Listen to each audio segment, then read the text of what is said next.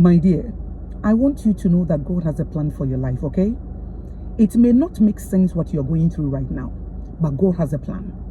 He has a plan. Continue to abide in Him. Continue to seek Him in the secret place. Continue to depend on Him. Tell Him, Lord, I don't understand what I'm going through. It doesn't make sense to me, but I trust you anyway. I trust your character, that you are a good Father. I trust you that you are not a wicked God. I trust you that you have a plan for my life. And your plan is not to harm me or to destroy me, but to give me hope and a future. This morning I was reading Genesis chapter 15 verse 1. And God told Abram, I am your shield. Don't be afraid. Your exceedingly great reward. And when you get to Genesis chapter 15 verse 12, God was making a covenant with Abram. And He told him that your descendants will be in a foreign land for 400 years as slaves. And after that, I will judge that nation. But they will leave that nation with great possession. It does not make sense that you told me that I should not be afraid. I am your shield, your exceedingly great reward. And now you are telling me that my descendants will be slaves in a foreign land for 400 years. My dear, just think about it. Just think about it. But remember, His ways are not our ways, and His thoughts are not our thoughts. As the heavens are higher than the earth, so are His ways higher than our ways. I want you to know that God's ways, sometimes when you want to reason, when you want to make sense out of it, it does not tarry with yours, because He's a spirit.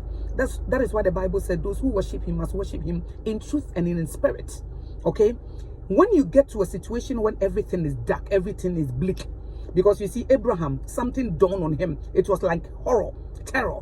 Maybe you are going through terror and horror, but remember that God has a plan. As I said, it may not make sense. I mean, you can't add it up, but trust His character.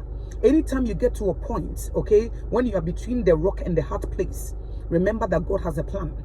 And then He is a good Father. And it may not make sense, but tell Him, Lord, it does not make sense to me, but I trust you. And I know you will work it all out for the good and for your glory. So give me the strength.